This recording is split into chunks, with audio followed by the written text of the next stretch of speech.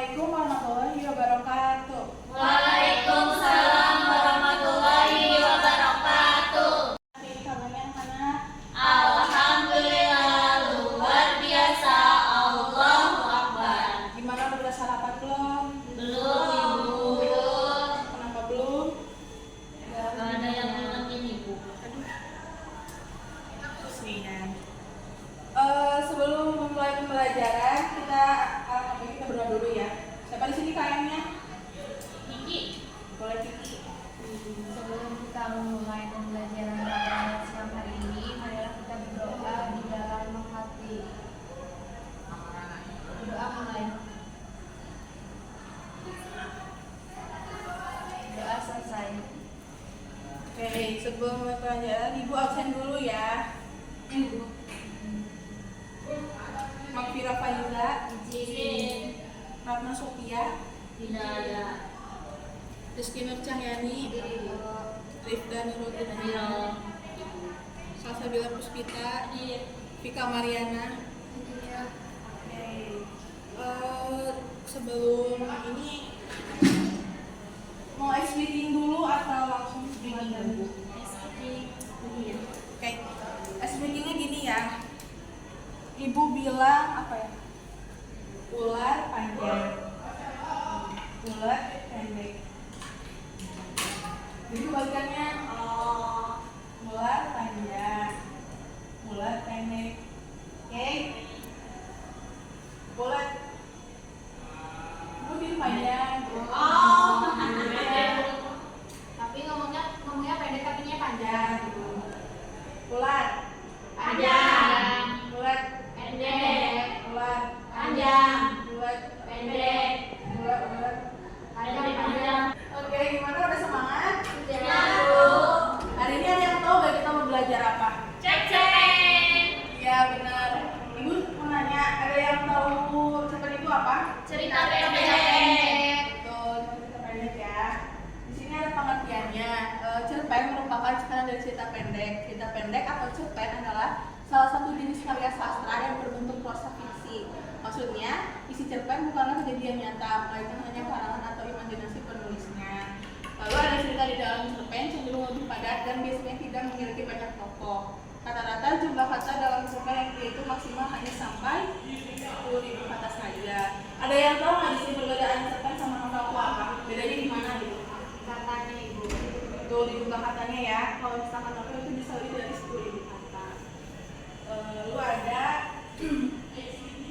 ciri-cirinya. Ada yang membaca nomor 1 gak? Boleh tidak?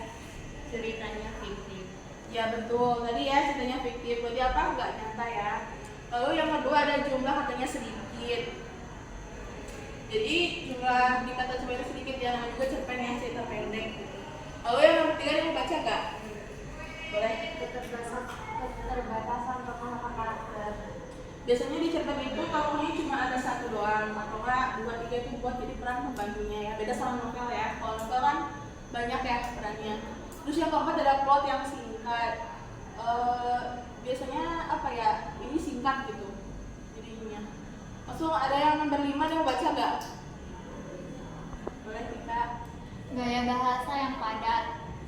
Nah di gaya bahasa yang lain ini cenderung pakai bahasa yang kompleks, jadi biar lebih efektif aja gitu ya. Lalu yang kadang ada punya kesan mendalam. Jadi di beberapa cerpen itu pasti ada apa? Pesan dan pesannya ya. Lalu di sini ada unsur-unsur cerpen. Ada 2 ya. Yang pertama itu ada unsur intrinsik cerpen. Unsur intrinsik cerpen adalah unsur yang membangun cerita dari dalam. Terdapat 7 unsur. Apa aja? Tema, tokoh, dan penokohan, latar, alur, sudut pandang, amanat, dan gaya bahasa. Oke, lalu yang nomor 2 ada unsur ekstrinsik cerpen. Sementara itu unsur ekstrinsik cerpen adalah unsur yang membentuk cerita dari luar. Terdapat 3 unsur ekstrinsik cerpen, yaitu latar belakang masyarakat, latar belakang pengarang, dan nilai-nilai yang terkandung dalam cerpen. Lalu ada strukturnya ya. Di sini ada 4 struktur. Yang pertama ada apa? Orientasi. Orientasinya adalah pengenalan ya, pengenalan di apa? Awal cerita gitu. Lalu ada rangkaian peristiwa di mana apa ya? Awal mulanya peristiwa peristiwa gitu, rangkaian peristiwa. Lalu di komplikasi ini baru apa puncaknya masalah gitu ya. Lalu ada resolusi. Resolusi itu apa? Solusi ya, solusi dari akhir cerita. Ya. Oke, sebelum itu ibu mau apa namanya? Ada contoh cerpen ya. Ini di apa orientasi itu kayak gini ya. Ada apa? Pengenalan, saudara rangkaian peristiwa. Yang kayak gini ya. Suatu hari. Lalu ada komplikasi. Yang namanya itu adalah apa? Puncaknya masalah ya. Ini. Nah, lalu ada solusinya apa? Solusi gitu ya. Nah, materi hari ini cuma sekian ya. Ibu bakal kasih tugas. Sebelum kasih tugas mau skipping lagi atau Ya, mau. langsung tugas? Skipping lagi. Skipping ya. Ya udah yang tepuk itu aja ya. Kalau ibu bilang apa? Pagi tepuknya satu kali. Kalau ibu bilang siang tepuknya dua kali. Kalau ibu bilang malam Tidak tepuk. tepuk sama sekali. Oke, coba ya. Pagi, siang, malam, pagi, siang, malam, pagi, siang, pagi, malam. Oke. Sebenarnya udah pada fokus ya. Ya, Bu, fokus.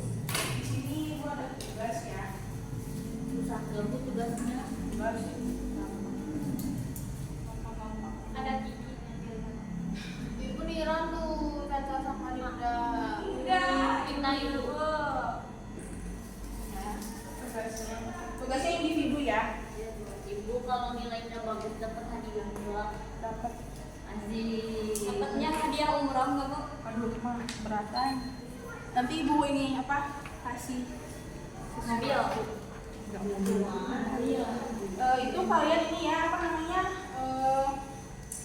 analisis bukan analisis ini tapi strukturnya kayak nih orientasi rangkaian peristiwa. Kelas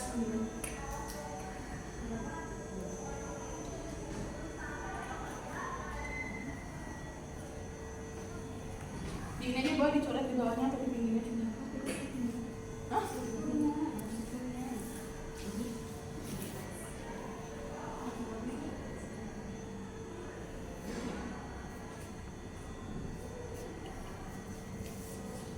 Ibu banyak nih.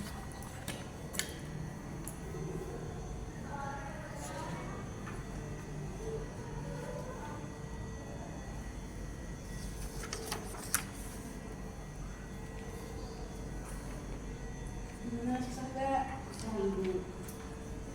Gimana anak-anak udah selesai? Sudah. Oke, karena sudah selesai, ibu mau 2 orang aja perwakilan buat presentasi di depan. Siapa yang mau? Boleh, Caca. Judulnya itu Kancil dan Buaya. Dari orientasinya bahwasanya seekor kancil itu sedang di pinggir hutan. Nah, dia itu hewan yang sangat cerdik, kemudian mempunyai banyak teman seperti ladang kerbau, gajah, kelinci, dan masih banyak lainnya. Kemudian rangkaian peristiwanya itu ketika kancil sangat lapar, kancil itu bergegas mencari makan. Nah, kemudian dia bertemu dengan buaya. Nah, puncak masalahnya itu yaitu ketika buayanya itu kemudian buaya itu berkata kepada kancil, "Hai kancil, apakah kau sudah bosan dengan hidupmu sehingga kau datang kemari?" Tidak, aku sini untuk menyampaikan undangan kepada kalian. Undangan apa? Nah, dari situ kemudian resolusinya kemudian para buaya berbaris dengan rapi berharap mereka semua akan mendapatkan makanan yang sama rata. Kancil pun mulai menghitung satu persatu buaya yang ada dalam sungai tersebut. Setelah sampai di gelembung buaya terakhir, Kancil langsung melompat ke tepi sungai. Kemudian setelah itu ada seekor tupai yang berkata, "Pesta itu sudah dirayakan minggu lalu, bukan minggu depan." Mendengar perkataan tupai, mereka pun merasa tertipu dan sangat marah. Melihat para buaya yang tengah marah, si Kancil malah cengengesan dan dilepas lidahnya ke depan. Kemudian Kancil bergegas pergi dari tepi sungai dan menuju pohon rambutan yang berbuah buah lebat di depan dirinya, kancil dapat memakan buah rambutan yang dia inginkan. Sekian dari saya. Tepuk tangannya. Ya, dari mau boleh tidak? Nah, cerpen judulnya Lukisan Kasih Sayang. Orientasinya, Pak Saipul seorang pelukis ternama, mempunyai seorang pelayan yang setia, namanya Mumu. Biasanya setiap pagi Mumu membawakan perlengkapan melukis Pak Saipul, misalnya kanvas, cat minyak, dan kuas. Ia juga membawakan tikar kecil, air minum, dan makanan. Rangkaian peristiwanya, Pak Saipul selalu melukis di tempat yang indah sekaligus mengerikan. Tempatnya di bawah sebatang pohon besar, di sekitarnya terdapat rumput hijau dan bunga-bunga liar berwarna putih dan kuning. Kupu-kupu dan capung berkeliaran bebas di antara bunga-bunga itu. Kira-kira 15 meter ke arah selatan dari pohon itu terdapat sebuah rawa kecil yang permukaannya ditutupi oleh daun-daun teratai. Bunga-bunga teratai yang berwarna merah jambu menghiasi permukaan rawa itu, namun lumpur rawa itu selalu menelan benda apa saja yang terjatuh ke dalamnya, termasuk manusia. Komplikasinya, mula-mula Pak Saipul memandang lukisannya dari dekat, kemudian ia memperpanjang jaraknya. Akhirnya ia sudah mendekati tepi rawa. Ia tak tahu di balik pohon besar ada sepasang mata mengawasinya. Karya hebat, aku sendiri pun hampir meneteskan air mata memandang lukisan itu. Orang akan tergugah untuk menyayangi binatang, dan mereka akan berpikir bahwa kasih sayang itu sesuatu yang amat penting dan berharga. Pikir Pak Saipul. Tanpa sadar Pak Saipul mundur lagi dan ia terperosok ke dalam rawa. Tolong, tolong! Jerit Pak Saipul dengan panik. Ia sadar bahwa dirinya akan terhisap ke dalam lumpur rawa dan maut akan segera menjemputnya. Lalu resolusinya, terima kasih Mumu, kamu menyelamatkan nyawaku, kata Pak Saipul. Maafkan aku, tidak apa-apa Pak, saya senang Bapak selamat. Saya mengangkat lukisan Bapak kemarin karena saya ingin menarik perhatian Bapak. Bapak sudah berada di tepi rawa waktu itu. Saya khawatir Bapak akan jatuh. Tadi saya berjaga-jaga dan menyiapkan tambang karena saya khawatir Bapak asyik memandang lukisan dan terperosok ke dalam rawa. Mumu si pelayan setia mendapat hadiah dan kembali bekerja pada Pak Saipul. Kasih sayang seorang anak pada anjingnya, kasih sayang seorang pelayan pada majikannya membuat Pak Saipul makin menyadari arti kasih sayang. Dan sebagai rasa syukur, Pak Saipul memberikan hasil penjualan lukisan itu pada panti asuhan. Sekian. Oke, ibu bakal ini ya periksa terus nanti yang remedial sama yang pengayaan ibu share di grup ya nilainya. Terus kalau misalkan buat yang pengayaan itu bikin teks cerpen sama ini ya ada unsurnya, ada unsur intuitif sama unsur sensitifnya. Terus kalau misalkan yang remedial itu mencari teks cerpen sama juga ada unsur-unsurnya ya, nanti dikumpulin di Google Drive. Terus buat pembelajaran minggu depan ibu mau kalian udah punya judul masing-masing buat nanti cerpen ya, nanti kita buat baik ibu. Oke, sebelum mengakhiri pembelajaran hari ini, boleh sedikit motivasi. Belajar adalah investasi terbaik untuk masa depanmu. Tetap fokus pada tujuanmu, jadikan pembelajaran sebagai kebiasaan sehari-hari dan jangan pernah berhenti mengejar pengetahuan. Mungkin cukup sekian ya anak, sampai jumpa minggu depan. Wassalamualaikum warahmatullahi wabarakatuh.